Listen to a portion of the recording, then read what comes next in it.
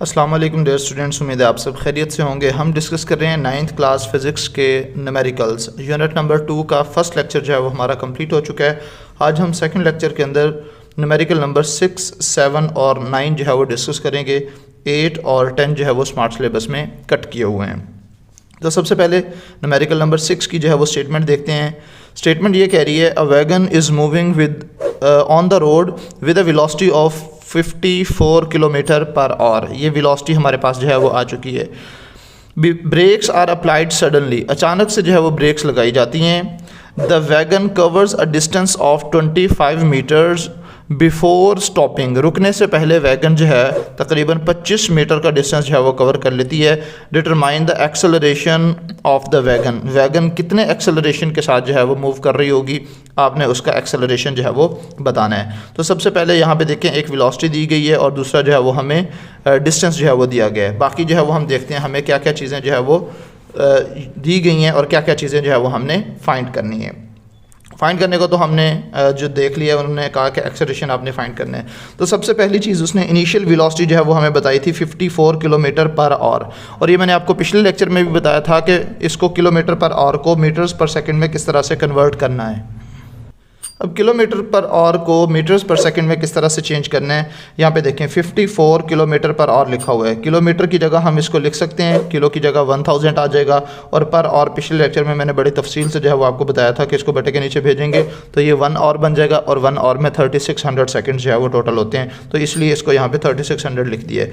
ये 0000 के साथ जो है वो कैंसिल आउट हो जाएगा। उसके बाद 54 मल्टीप्लाई बाय 10 जो है वो बच जाएगा। सो 54 मल्टीप्लाई बाय 10 डिवाइडेड बाय 36, 54 को 10 के साथ मल्टीप्लाई करेंगे तो 540 हो जाएगा, डिवाइडेड बाय 36, इस पर डिवाइड करेंगे तो 15 मीटर्स पर सेकंड हमारे पास इसकी इनिशियल वेलोसिटी जो है वो आ जाएगी। क्लियर होगी यहाँ तक बात। उसके बाद ये हमारे पास इनिशियल वेलोसिटी आ चुकी है 15 मीटर्स पर सेकंड। अब फाइनल वेलोसिटी जो है वो क्या होगी, अब यहाँ पे तो कहीं नहीं जिक्र किया हुआ स्टेटमेंट के अंदर कि इसकी फाइनल वेलोसिटी 0 है, बट उसने यहाँ पे कहा हुआ है कि the wagon covers a distance of 25 metres before stopping. तो इसका मतलब ये कि अल्टीमेटली तो इसने रुकना ही है ना, तो रुकने से पहले जो है वो 25 मीटर का डिस्टेंस कवर कर रही है, लेकिन आखिरकार ये रुक जाएगी। तो जब आखिरकार रुक जाना है, यानी कि एट द एंड इसने रुक ही जाना है, तो इसका मतलब इसकी फाइनल वेलोसिटी जो है वो फिर क्या होगी, वो होगी 0 मीटर पर सेकंड। ठीक हो गया। और उसके बाद डिस्टेंस उसने बता दिया था कि ये 25 मीटर्स जो है वो इसका डिस्टेंस है। तो एक्सेलरेशन हमने मालूम करना है। तो अब ये देखें हमारे पास डाटा क्या है, इनिशियल वेलोसिटी है, फाइनल वेलोसिटी है, और उसके बाद जो है वो डिस्टेंस है, और हमें एक्सेलरेशन जो है वो मालूम करने को कहा जा रहा है। अगर हमें टाइम दिया गया होता ना, तो फिर हम एक्सेलरेशन वाला फार्मूला अप्लाई कर सकते थे जो हमने प्रीवियस लेक्चर्स के अंदर जो है वो ये यूज़ किया था। ये वाला फार्मूला यूज़ किया जा सकता था अगर हमारे पास टाइम गिवन होता। अब चूँकि फाइनल इनिशियल तो है बट टाइम नहीं है, तो इसलिए हम वो वाला फार्मूला नहीं यूज़ कर सकेंगे। तो अब क्या हमने कोई ऐसा फार्मूला पढ़ा है जिसके अंदर हम जो है वो distance, final velocity, initial velocity को यूज़ करते हुए हम जो है वो एक्सेलरेशन निकाल सकें। बिल्कुल, हमने इक्वेशन ऑफ मोशन जो है वो पढ़ी है 2as which is equal to vf² minus vi²। अब इसको पहले थोड़ा सा सिंप्लीफाई करेंगे। तो ये देखो हमने मालूम करना है यहाँ से एक्सेलरेशन। तो ये जो 2 और s है ये यहाँ पे मल्टीप्लाई हैं, इधर आके डिवाइड हो जाएंगे, vf² minus vi² divided by 25। अब यहाँ पे हमने सिर्फ वैल्यूज पुट कर लेनी है। vf² हमने क्या कहा था, फाइनल वेलोसिटी जो है वो इसकी क्या होगी, 0 होगी, क्योंकि एट द एंड जो है वो इसने रुक जाना है।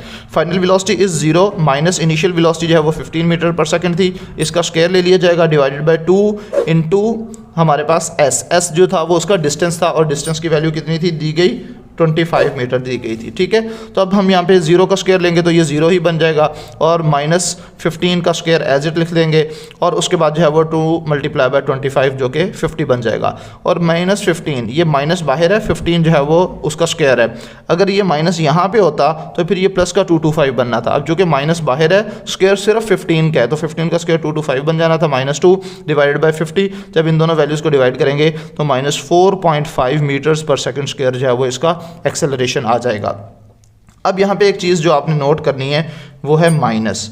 जब बच्चे आप लोगों ने टॉपिक पढ़ा होगा, जिस भी टीचर ने आपको पढ़ाया होगा, तो आपको एक टॉपिक बताया गया होगा, वो था जी नेगेटिव एक्सेलरेशन, और उसकी डेफिनेशन ही ये थी किसी भी बॉडी का एक्सेलरेशन नेगेटिव होगा अगर टाइम के साथ साथ उसकी जो वेलोसिटी है वो क्या हो रही हो, रिड्यूस हो रही हो, कम हो रही हो। अब आप ये देखें, इनिशियल वेलोसिटी थी इसकी 15 मीटर्स पर सेकंड, और फाइनल वेलोसिटी होगी 0। इसका मतलब यह है कि पहले कुछ वेलोसिटी थी, फिर आहिस्ता आहिस्ता गाड़ी रुकते रुक गई है। अब इसका मतलब यह है कि इसकी वेलोसिटी टाइम के साथ कम हो रही है, तो डेफिनेटली इसका एक्सेलरेशन क्या होना चाहिए, चाहिए, नेगेटिव होना चाहिए, और वो नेगेटिव ही आया है, ये आपने यहाँ पे देख लिया है। ठीक हो गया बच्चे? तो एट दैन हम लिखेंगे, और आपने इस नेगेटिव एक्सेलरेशन के 3 नाम जो है वो पढ़े हुए हैं, नेगेटिव एक्सेलरेशन, डिसेलरेशन एंड रिटॉर्डेशन, और ये तीनों जो है वो एक ही सिक्के के वैसे 2 रुख होते हैं, लेकिन इसके 3 रुख हैं, तो मतलब कि एक ही चीज़ के ये 3 नाम है। ठीक है बच्चे? तो एट दैन हम रिजल्ट लिखेंगे, so that acceleration of the wagon is -4.5 metres पर सेकंड स्क्वायर। अच्छा, यहाँ पे एक टेक्निकल चीज़ है, मैं आपको बता दूँ, अगर यहाँ पे नेगेटिव की वजह से आप डिसेलरेशन लिखोगे तो फिर आपने यहाँ पे नेगेटिव साइन नहीं लगाना। अब चूँकि मैंने यहाँ पे एक्सेलरेशन लिखा हुआ है, इसलिए मैं -4.5 मीटर पर सेकंड स्क्वायर लिख रहा हूँ, जो कि ठीक है। लेकिन अगर आप यहाँ पे लिखते डिसेलरेशन या रिटॉर्डेशन या नेगेटिव एक्सेलरेशन, तो वो डिसेलरेशन में ऑलरेडी नेगेटिव का जिक्र हो चुका है, रिटॉर्डेशन में ऑलरेडी समझ लिया जाएगा कि नेगेटिव डिस्कस हो चुका है, और नेगेटिव एक्सेलरेशन लिखोगे तो वो नेगेटिव ऑलरेडी डिस्कस हो चुका होगा। तो ये टेक्निकल चीज़ है, आपने ये बात याद रखनी है। ठीक है जी बच्चे? नेक्स्ट जो है वो हमारे पास 2.7 है। आइए ज़रा पहले स्टेटमेंट देख लेते हैं। A stone is dropped from a height of 45 metre. एक पत्थर को 45 मीटर की हाइट से जो है वो फेंका गया। How long will it take? ये बच्चे एक जो है ना आप भी याद रख लें। हाउ का वैसे मतलब क्या होता है? कैसे। हाउ आर यू, कैसे हो।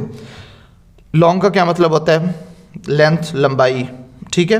हाउ लॉन्ग जब जब ये वर्ड आएगा इसका मतलब होगा टाइम। ये बात आपने पहले बांध लेनी है। हाउ लॉन्ग का क्या मतलब है? टाइम। ठीक है? जब जब न्यूमेरिकल्स के अंदर हाउ लॉन्ग वर्ड इकट्ठा आएगा, यानी कि ये दोनों वर्ड्स इकट्ठे आएंगे, तो ये होगा इसका मतलब time. How long will it take? कितना टाइम लेगा टू रीच द ग्राउंड? वो पत्थर ज़मीन पर पहुंचने में कितना टाइम लेगा। What will be its velocity just before hitting the ground? ज़मीन से टकराने से पहले उसकी वेलोसिटी कितनी होगी। ठीक है? अब यहाँ पे एक कॉमन सेंस की बात है। उसने कहा कि a stone is dropped from height। एक पत्थर को किसी हाइट से फेंका गया। बिलफर्ज दिस पेंसिल, ये हमारे पास जो है वो एक पेंसिल है ना, तो अगर इस पेंसिल को हम वो पत्थर तस्वुर कर लें, तो अगर मैं इसको यहाँ से छोड़ दूँ, तो अब ये छोड़ने से पहले कहाँ पे थी? आप कहें मेरे हाथ में थी। वो बिल्कुल हाथ में तो थी, लेकिन ये रेस्ट में थी एक्चुअल में। ठीक है? मूव तो नहीं कर रही ना, तो अब ये रेस्ट में है। तो इस ड्रॉप करने से पहले, इस पत्थर को ड्रॉप करने से पहले वो डेफिनेटली किसी हाइट पर जो है वो रुका हुआ होगा, साकिन होगा, रेस्ट पर होगा। तो लिहाजा इसकी यहाँ से कॉमन सेंस यूज़ करते हुए इनिशियल वेलोसिटी हम जो है वो 0 कंसिडर करेंगे। ठीक है? और उसने कहा just before hitting the ground आपने वेलोसिटी मालूम करनी है। तो एक वेलोसिटी तो ऑलरेडी हमने फ़र्ज़ कर लिया कि वो इसकी इनिशियल वेलोसिटी 0 है, तो दूसरी अब हमने फाइनल वेलोसिटी फिर इसकी मालूम करनी होगी। आइए अब चलते हैं ज़रा।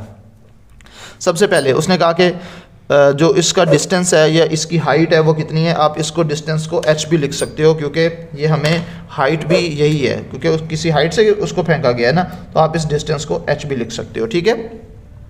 सो हमारे पास s या h which is equal to 45 metre. Initial velocity जो है वो 0 मीटर पर सेकंड होगी।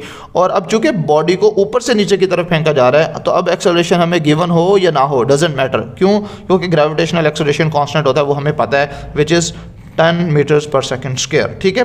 अब 2 चीज़ें जो है वो उसने मालूम करने को कहा है। एक तो उसने कहा था कि इसकी just before hitting the ground velocity कितनी होगी। तो पहले जो वेलोसिटी का जिक्र हो चुका है वो इनिशियल है, तो फिर जब दोबारा जिक्र आ रहा है इट्स मीन ये फाइनल होगी। ठीक है? और उसके बाद जो है वो उसने कहा था कि how long will it take? कितना टाइम जो है वो इससे रिक्वायर्ड होगा। ठीक है? How long will it take? कितना टाइम जो है वो इसको चाहिए होगा ज़मीन पर टकराने से पहले, कितना टाइम जो है वो लगाएगा। अच्छा, अब हमने 2 चीज़ें मालूम करनी है, एक फाइनल वेलोसिटी और एक टाइम। ठीक है? तो अब यहाँ पे 2 फार्मूलाज जो है वो हम यूज़ करेंगे। एक जो है वो हम इक्वेशन यूज़ करेंगे जो अभी पिछले न्यूमेरिकल में हमने की थी, 2as which is equal to vf² minus vi²। अब आप कहेंगे इसकी शक्ल क्यों चेंज होगी, ये 2gs कैसे हो गया। तो बच्चे आपने अपने टॉपिक के अंदर जो फ्री फॉल वाला टॉपिक था उसमें आपने जो है वो तीनों इक्वेशंस ऑफ मोशन पढ़ी थी। 3 पढ़ी थी पहले आपने हॉरिजॉन्टल मोशन के लिए, 3 आपने पढ़ी थी फिर वर्टिकल मोशन के लिए। तो ये यहाँ से 2as की जगह जो है वो यहाँ पे 2gh लिखा जा सकता है। s लिख लें चाहे h लिख लें, दोनों ही ठीक हैं। प्रीवियस बुक्स के अंदर जो है वो आपके 2gh लिखा हुआ था, अब यहाँ पे इन्होंने 2gs लिखा हुआ है, बात एक ही है। 2gs which is equal to vf² minus vi² और vf is equal to vi plus at थी वैसे हॉरिजॉन्टल मोशन के लिए, बट gt होगी वर्टिकल मोशन के लिए। क्लियर होगी बात बच्चे? तो सबसे पहले जो है वो हम पहला फार्मूला यूज़ करते हैं 2GS which is equal to VF² plus minus VI²। ये जो माइनस VI² है, जब ये 2GS वाली साइड पर आएगा तो ये प्लस का हो जाएगा।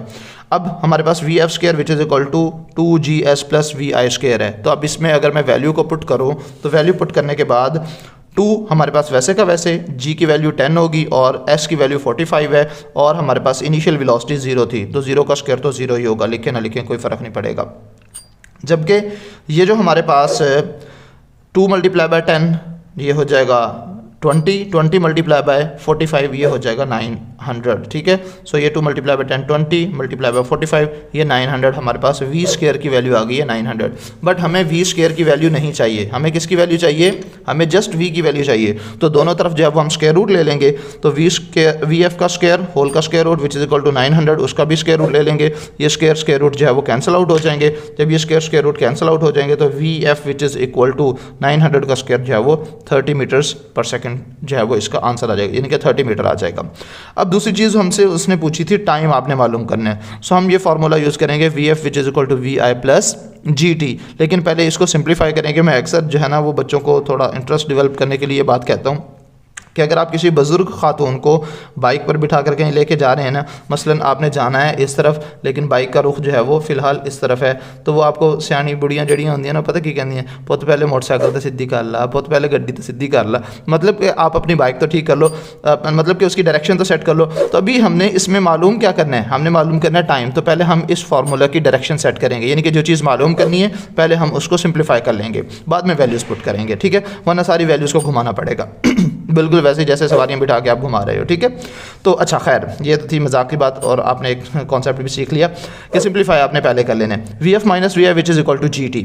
अब हमने क्या करना है, हमें सिर्फ G को सिंप्लीफाई करना है। ये G यहाँ पे मल्टीप्लाई हो रहा है और इधर आके ये डिवाइड हो जाएगा, तो VF minus VI divided by G, और ये T हमने मालूम करना था वो सेपरेट हो चुका है, ठीक है। तो अब यहाँ पे वैल्यूज़ पुट करेंगे। VF की वैल्यू अभी हमने निकाल ली है 30, माइनस VI इनिशियल वैल्यू थी 0 जो यहाँ पे हमने यूज़ किया ऑलरेडी, ठीक है, और which is divided by G की वैल्यू क्या है 10, तो 30 minus 0 divide by 10, 30 divide by 10 ये हमारे पास 3 आ जाएगी। तो टाइम कितना लगेगा, 3 सेकेंड्स जो है वो टाइम लगेगा। So the final velocity is 30 metres per second and the time is 3 seconds. Last numerical जो है वो रह गया है, बिल्कुल नहीं मैं आपको करवाऊंगा, सिर्फ आपको तरीका समझाऊंगा, इसका डाटा बताऊंगा, फार्मूलाज बताऊंगा, बाकी आप खुद करेंगे, ठीक है। लास्ट न्यूमेरिकल जो कि आपके स्मार्ट सिलेबस के मुताबिक 9th वन जो है वो लास्ट न्यूमेरिकल है। कह रहा है a ball is dropped from the top of the tower, कि एक बॉल को टावर के टॉप से जो है वो फेंका जाता है। The ball reach the ground in 5 seconds. तो लो पहली चीज़ तो हमें मिल गई time which is 5 seconds. Find the height of the tower and the velocity of the ball with which it strikes the ground, ठीक है। एक तो आपने वेलोसिटी मालूम करनी है और दूसरा हाइट ऑफ टावर यानी कि H जो है वो आपने मालूम करना है, या S जो है वो आपने मालूम करना है। गिवन क्या क्या है ये ज़रा समझ लें। अभी तो दिखने में तो हमें सिर्फ ये 5 सेकेंड्स टाइम जो है वो नज़र आ रहा है कि सिर्फ टाइम दिया गया है, बट ग्रेविटेशनल एक्सेलरेशन कंफर्म है। जब भी वर्टिकल मोशन दी गई होगी बॉडी की, यानी कि हाइट मालूम करने को कहा गया होगा, या बॉडी वर्टिकली मूव कर रही होगी, डिस्टेंस मालूम करने को, या टाइम मालूम करने को, या VF मालूम करने को कहा गया होगा, तो एक्सेलरेशन अंडरस्टूड है कि वो वहाँ पे हमें पता होगा, और वो क्या होगा, G की value which is 10 metres per second square. अब यहाँ पे देखो इनिशियल वेलोसिटी जो है वो उसने हमें अभी तो यहाँ पे नहीं बताई, लेकिन उसने फिर वही कहा, क्या कहा था, a ball is dropped from the top of tower. तो भाई बॉल को ड्रॉप करने से पहले वो रेस्ट पे होगी, ठीक है। So VI is equal to 0 metres पर सेकंड, और ग्रेविटेशनल एक्सेलरेशन वैसे ही कांस्टेंट होता है विच इज़ 10 मीटर्स पर सेकंड स्क्वायर, और T की वैल्यू जो है उसने 5 सेकंड्स दे दी थी, वो हमने यहाँ पे लिख ली है। अब मालूम क्या करना है, S या H जो है वो हमने मालूम करना है, और फाइनल वेलोसिटी मालूम करनी है। तो वही दोनों फार्मूलाज जो है वो हम यूज़ कर सकते हैं। तो यहाँ पे वैसे ये एक और भी यूज़ किया जा सकता है, वैसे 2AS which is equal to VF² minus VI² वो भी मालूम की जा सकती है, लेकिन यहाँ पे S is equal to VIT plus 1/2 GT²। अच्छा वो डायरेक्ट नहीं यूज़ कर सकते क्योंकि हमारे पास जो है ना VF नहीं है, तो एट अ टाइम हम S और VF दोनों इकट्ठे नहीं यूज़ कर सकते, इसलिए हम ये 2GH which is equal to VF² minus VI² ये वाला फार्मूला नहीं अप्लाई कर पाएंगे, क्योंकि यहाँ पे VF भी है और S भी है, तो अब हमारे पास ये दोनों ही नहीं है। एट अ टाइम हम सिर्फ एक चीज़ मालूम कर सकते हैं, तो S is equal to VIT plus 1/2 GT² ये वाला फार्मूला अप्लाई करेंगे S मालूम करने के लिए या H मालूम करने के लिए, और VF is equal to VI plus GT ये वाला फार्मूला हम इस्तेमाल करेंगे VF की वैल्यू को मालूम करने के लिए। तो ये था आज का लेक्चर और न्यूमेरिकल नंबर 2.9 जो कि कंप्लीट हो चुका है। यहाँ पे एक चीज़ जो है वो मैंने मेंशन की है कि अगर आप इस चैप्टर नंबर 2 के PDF फॉर्म में न्यूमेरिकल्स के नोट्स जो है वो अगर आप लेना चाह रहे हैं तो वैसे तो आप इसी वीडियो के अगर आप डिस्क्रिप्शन में जाएंगे तो मेरा एक व्हाट्सएप चैनल जो है वो मौजूद है, उस पर जो है वो आप देख सकते हैं, वहाँ पे आपको मिल जाएंगे। वरना आप मुझे इस नंबर पर 03100060883 इस पर आप जो है वो मुझे व्हाट्सएप टेक्स्ट कीजिएगा तो मैं आपको इसके PDF नोट्स जो है वो सेंड कर दूंगा। ठीक है बच्चे, नेक्स्ट इंशाल्लाह लेक्चर के अंदर हम चैप्टर नंबर 3 के जो न्यूमेरिकल्स हैं वो एक ही लेक्चर में कोशिश करेंगे कि कंप्लीट कर लें, क्योंकि मुख्तसर से हैं, 5 न्यूमेरिकल जो है वो टोटल हैं। तो आज के लिए बस इतना ही काफ़ी है, बाकी रिमेनिंग जो है न्यूमेरिकल्स को इंशाल्लाह नेक्स्ट लेक्चर में डिस्कस करेंगे। अल्लाह हाफिज़।